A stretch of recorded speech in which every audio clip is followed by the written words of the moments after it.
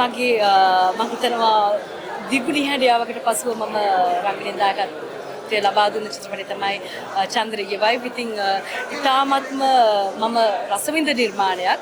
මම හිතනවා ඒ වගේම ආදරණීය ප්‍රේක්ෂක ජනතාවත් ඒ වගේම මේ නිර්මාණය ඉතාමත්ම හොඳින් රසවිඳීවි කියලා. ඒ නිසා ළඟම තියෙන සිනමා හලට ගිහිලා චන්ද්‍රගේ වයිෆ් චිත්‍රපටය නරඹන්න කියලා ඉතාමත්ම ආදරෙන් ඉල්ලා සිටිනවා. චන්ද්‍රගේ වයිෆ් කියන්නේ හරිම අපූර්ව සිනමාත්මක කාව්‍යයක් කිව්වොත් හරි බලාගෙන ඉන්නවා. ඒක හරිම දැනෙන්නේ නැහැ. හරිම කාලය යනවා දැනෙන්නේ. හරිම ලස්සනයි. සහ මම හිතනවා අම්මා කෙනෙක්ගේ ආදරය තමන්ගේ දරුවන්ට විතර නෙවෙයි මම හිතන්නේ සමස්ත දරුවෝ හැමෝම තමන්ගේ දරුවෝ විදිහට තමයි ඕනම අම්මා කෙනෙක්ට හැඟෙන්නේ. ඉතින් ඒ හැඟීම කොයි වගේද කියලා චන්ද්‍රගේ වයිෆ් බැලුවොත් ප්‍රේක්ෂක ඔබට තේරෙයි. සහ හැමෝම රංගනය අතින් තාමත් ඉහළ විදිහට ඒ චරිත නිරූපණය කළා තියෙනවා. චන්ද්‍රගේ වයිෆ් අවුරුදු 11කට පස්සේ ප්‍රසන්න ජයකොඩි කියන අධ්‍යක්ෂකවරයා නැවතත් ප්‍රේක්ෂකයන්ට අලුත්ම වෙනස්ම අත්දැකීමක් දීලා තියෙනවා චන්ද්‍රගේ වයිෆ් හරහා. මම හිතන්නේ මෙවර ඔහුගේ කතා තේමාව වෙලා තියෙන්නේ ලංකාවේ ගැහැණියක් තනි වුණාම ඒ මූණ පාන් වෙන සමාජීය ගැටලු හරි ලස්සනට මේ චිත්‍රපටය පුරාවට කියවෙනවා. ඉතින් මේ චිත්‍රපටයේ කාස්ටිං ගැන කිව්වොත් නදීෂ හේමාලි මම හිතන්නේ කාලයක් ඈත් වෙලා හිටියා රිදීතිරයෙන්. නමුත් නැවතත් ඇය රිදීතිරේ දකින්න අපි හරි ආසාවෙන් හිටියා. ඉතින් අද ඇයව දකිනකොට සතුටක් ආවා. මගේ කන්ටෙම්පරරි කෙනෙක් විදියට. ඉතින් ඇත්තටම නදීෂට සුපතන ඇය තාමත් දක්ෂ කලාකාරිනියක් සහ සෞමිලියනගේ සහ මේකේ පොඩි ළමයි හරිම ලස්සනට මේ චිත්‍රපටයට දායක වෙනවා. ඉතින් ඒ ගැන විශේෂයෙන් මතක් කරන්න ඕනේ. මම හිතන්නේ හොඳ අධ්‍යක්ෂකවරයෙක්ගේ තියෙන දක්ෂකම තමයි සියලුම චරිතවලින් උපරිමය ලබා ගන්න එක ලස්සනට ප්‍රසන්න ජයකොඩි මහත්මයා මේක කරලා තියෙනවා. ඉතින් හරි ලස්සන කතාවක්. හැබැයි හැමෝටම කියනවා බයිස්කෝප් එකක් බලන්න එන මනසින් ඇවිල්ලා චන්ද්‍රගේ වයිෆ් බලන්න එපා. මේක ඉතාමත් ලස්සන වෙනස්ම අත්දැකීමක්. එක ලියවෙන වෙනස් කතා තේමාවක්. ඉතින් ඒක නිසා නිර්මාණශීලී හැකින් මේ චිත්‍රපටය නරඹන්න එන්න කියලා ඉතින් හැමෝටම ආරාධනා කරනවා. මුළු සියලු දෙනාටම චන්ද්‍රගේ වයිෆ් චිත්‍රපටයේ ප්‍රසන්න ජයකොඩි අධ්‍යක්ෂකතුමාත් සියලු දෙනාටම සුබපැතුම් ජයෙන් ජය. චන්ද්‍රගේ වයිෆ් කියන අලුත්ම චිත්‍රපටය අද තමයි තිරගත වුණේ. ඉතින් බලන්න ලැබීම හරිම සතුටක්. ඉතින් මම හිතන්නේ ලස්සන චිත්‍රපටයක් ඒ වගේම හැම අතින්ම ලස්සනයි. කියන්නේ කතාව හරිම සුන්දරයි. අපි ජීවිතේ නොහිතන පැත්තක් ගැන තමයි ඒ චිත්‍රපටයෙන් පෙන්වන්නේ. හරිම සිම්පල් ඒත් හරිම සුන්දර කතාවක්. ඒ වගේම ජීවිතේ තියෙන මේ පොඩි දේවල් වලින් තමයි සුන්දරත්වය අපිට මේ කතාවෙන් පෙන්වන්නේ. ඒ වගේම මම විශේෂයෙන් මතක් කරන්න ඕනේ රංගනය ගැන නදීෂා හේමාලි, සෞමිලියනගේ, සරත් කොතලාවල ඒ වගේම ඉන්නවා තව චූටි දරුවෝ ටිකක්. ඒගොල්ලන්ගේ රංගනයත් ඉතාමත්ම විශිෂ්ටයි. ඉතින් රංගනය පැත්තෙන් අධ්‍යක්ෂණය පැත්තෙන් හැම පැත්තෙම ඉතාමත්ම විශිෂ්ට හොඳම හොඳ චිත්‍රපටයක්. ඉතින් සාර්ථක වෙන්න කියලා මම ප්‍රාර්ථනා කරනවා. චන්ද්‍රගේ වයිෆ් බලන්න සුද්ධියාවා. ඉතින් හරිම සතුටුයි. ප්‍රසන්න ජයකොඩි මහත්මයාගේ චන්ද්‍රගේ වයිෆ් චිත්‍රපටය අද බලනකොට මට ගොඩාක් ලොකු සතුටක් දැනෙනවා. මොකද නදීෂා හේමාලිව අපි ගොඩාක් කාලෙකින් තමයි දකින්නේ. ඉස්සර සුද්ධිව ඇඹුවා වගේම ප්‍රසන්න ජයකොඩි චන්ද්‍රගේ වයිෆත් හරි අපූර්වට අඹලා තියෙනවා. ඉතින් මේක වෙනස්ම අත්දැකීමක් ඇති චිත්‍රපටයක්. මවක් කර දරුවෝ බර නැහැ කියන තැන මෙතන මේ චිත්‍රපටය පුරාවටම තියෙනවා. මම විශ්වාස කරනවා මේ චිත්‍රපටය ගොඩාක් දුර යන්න පුළුවන්. පවුල හැමෝටම එකට තුලා බලන්න පුළුවන් චිත්‍රපටයක්. සුබ පතනවා සියලුම දෙනාට ඔවුන්ගේ සාර්ථකත්වයට. චන්ද්‍රගේ වයිෆ් හැමෝම හුඟක් දේවල් කිව්වා. ඒ හැම කතාවකම තිබුණේ හරි අපූර්වත්වයක්. මම මේ රටේ ඉන්න සියලුම කාන්තාවන්ට ඉතාමත් ආදරෙන් ආරාධනා කරනවා. මේ උඹේ අරගලය, මේ මගේ අරගලය, මේ කුස්සිය අරගලය, මේ ගැහණියගේ අරගලය. ඒ ගැහණිය ඔබත් මමත් විය හැකියි. ඒ හින්දා එන්න නරඹන්න. චන්ද්‍රගේ වයිෆ් කියලා කියන්නේ වෙනම රහක්, වෙනම රිද්ම් එකක්, වෙනම ෆ්ලේවර් එකක්, වෙනම ෆ්‍රේම් එකක්. ඉතින් ඒ හැම එකකින්ම ගැහණිය වන ඔබත් මමත් මේ රටේ ආදරණීය අම්මාවරුනුත් ගැන තමයි කතා කරන්නේ. ඉතින් ඒ අලුත්ම වෙනස්ම ප්‍රසන්න ජයකොටිගේ සිනමා පටය නරඹන්න එන්න කියලා මේ රටේ ඉන්න හැම ගැහණියකටම මම ආරාධනා කරනවා. ඒත් එක්කම මට කිව යුතු විශේෂ දෙයක් තියෙනවා.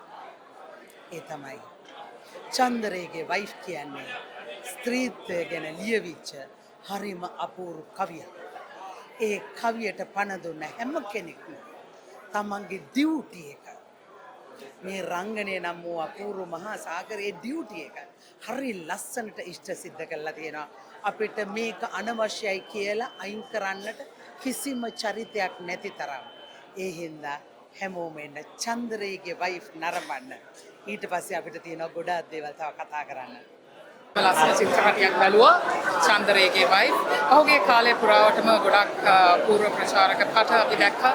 ඉතින් මේක ඇත්තටම මැජික් එකක් වගේ තමයි අපි දන්නවා ජාත්‍යන්තර වශයෙන් උත් ඒ වගේම දේශීය වශයෙන් උත් සම්මානයට ඇගයීමට සහ ගෞරවයට පාත්‍ර වෙච්ච අපේ මේ දේශීය සිනමා කර්මාන්තය පෝෂණය කරන අපිට ඉන්න ඉතාමත්ම ගෞරවනීය සිනමාකරුවෙක් එහෙම නැත්නම් අධ්‍යක්ෂකවරයෙක් තමයි ප්‍රසන්න ජයකොඩි මහත්මයා. ඉතින් ඔහුගේ චන්දරේගේ වයිෆ් කියන මේ චිත්‍රපටය සිනමා ප්‍රේක්ෂකයින්ට අලුත් අත්දැකීමක් ලබා දෙනවා. ඉතින් විශේෂයෙන්ම කියන්න මේ ශ්‍රී ලංකාවේ විඳී ගිය සමාජ ආර්ථික ඒ වගේම දේශපාලන පරිසරයට එරෙහි වෙච්ච යම් විදිහක මිනිස් සමදතාවයන් මිනිස් හැඟීම් තියෙනවා නම් අන්න ඒවා යථාර්ථයක් බවට පත් කරන්න ප්‍රතිනිර්මාණය කරන්න නැවතත් ඒ දේවල් සිල්වර් ස්ක්‍රීන් එකට ගේන්න ඔහු ඉතාමත්ම දැවැන්ත වෙහෙසක් අරගෙන ලස්සන නිර්මාණයක් කරලා තියෙනවා. විශේෂයෙන්ම අද දවසේදී මතක් කරන්නට ඕනේ අපි අර කියන සිව්වැදෑරුම් අභිනයන්ගේ කූට ප්‍රාප්තියට එන ඒ පරමාදර්ශී රංගන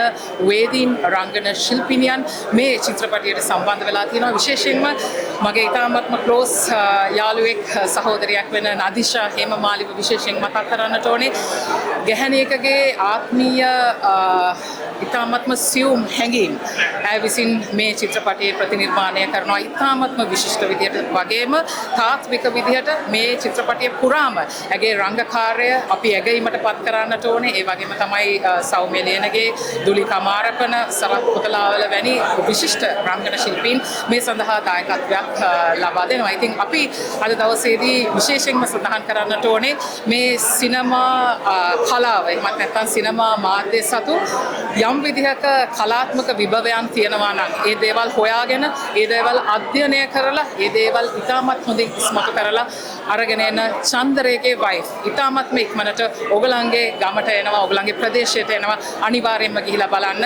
මේ අපේ කතාව අම්මලාගේ කතාව ගැහැණුන්ගේ කතාව පිරිමින්ගේ කතාව. ඉතින් මේක අපි හැමෝම බලලා මේ නැවත ගොඩනැගිලා තියෙන සිංහල සිනමාවේ ස්වර්ණමය යුගයට අපි අනිවාර්යෙන්ම දායක වෙමුයි කියලා ඔයගලන්ට ගෞරවයෙන් ආරාධනා කරමු. චන්දරේගේ වයිෆ් හරිම ලස්සන නිර්මාණයක්. මම හිතන ප්‍රේක්ෂකයාව අර මුලින් ඉඳලා අගට වෙනකන් ඇඳලා බැදලා තියාගන්න පුළුවන් නිර්මාණ බිහි වෙනවා හරි අඩුයි. මේක එවැනි නිර්මාණයක්. මම කැමති එකට කාව්‍යාත්මක සිනමා නිර්මාණයක් කියලා කියන්න. ඒ වගේම වචන වලින් හැමදේම කියනවට වැඩිය නළු නිලියන්ගේ ඇස් කතා කරනවා, මූණු කතා කරනවා, ඒ රූපරාම කතා කරනවා. ඒක හරිම විශේෂයි. මොකද මට දැනෙනවා අධ්‍යක්ෂකවරයෙක්ට එවැනි හැකියාවක් තියෙන අධ්‍යක්ෂකවරු හරි අඩුයි. සහ අනිත් 150 ඒ රූපණ ශිල්පීන්ගේ දායකත්වය ඒගොල්ලන්ගේ මුළු ආත්මෙන්ම කමිට් කරලා තියෙනවා කියලා තේරෙනවා. ගොඩක් සතුටුයි. හැමෝටම ආදරෙන් ආරාධනා කරනවා මේ චිත්‍රපටය අනිවාර්යෙන්ම බලන්න. හරිම සංවේදී මාතෘකාවක්. හැබැයි හරි සුන්දරව වියමන් කරලා තියෙනවා. හැඟීම් හරි බරයි. හැමෝටම ආරාධනා කරනවා ආදරෙන්.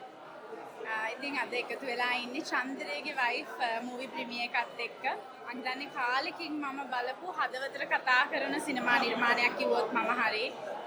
ඉතින් මුලින්ම ඒකට ස්තුතිවන්ත වෙනවා මේ සිනමා නිර්මාණය රස විඳින්න පුළුවන් විදිහට අපේ ඇස් ඉස්සරහට ගෙනල්ලා තියෙන මේ සුන්දර ආදරණීය අතිදක්ෂ අධ්‍යක්ෂකවරයා ප්‍රසන්න ජයකොඩි මහතාට මම හිතන්නේ මාතෘත්වය ආදරේ මානසිකත්වය සහ සමාජ පසුබිම් සංස්කෘතිය මේ වගේ කාරණා ගොඩාක් කැටි කරගත්ත හරිම සුන්දර සිනමා නිර්මාණයක්. ඉතින් ඒ වගේ මේක එහි රංගන ශිල්පිනියන් ඒ චරිත ඇතුලේ ජීවත් වෙන විදිහ දැක්කම හරි ආදරේ හිතුණා. නදීෂක්කී ආදරෙයි හරිම ලස්සනයි. ඒ වගේම ළමා රංගන ශිල්පිනියන්ගේ ඉඳලා ඉතාම ලස්සනයි. හරිම ආදරෙන් රසවින්ද චන්ද්‍රයගේ වයිෆ්ලා අපි අපේ සමාජයේ අපි අතරම ඉන්නවා. ඉතින් මම ආදරෙන් ආරාධනා කරනවා ඔයාලා හැම කෙනෙක්ටම එන්න නරඹන්න චන්ද්‍රයගේ වයිෆ්. චන්ද්‍රයගේ වයිෆ් චිත්‍රපටයේ මම නිරූපණය කරන්නේ මරියා කියන චරිතය.